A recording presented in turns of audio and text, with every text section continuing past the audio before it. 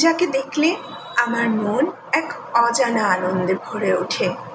যার কাছে আমার নামের অফুরন্ত ভাণ্ডার,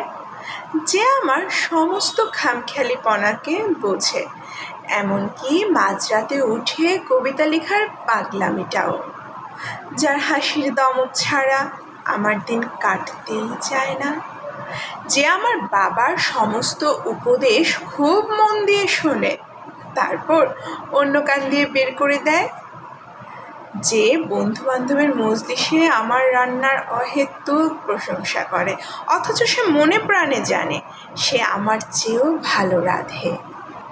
জন্মদিনের তারিখটা ভুল করলেও প্রেজেন্ট দিতে ভোলে না, যার ভালোবাসার দাপট বিয়ের এত বছর পরেও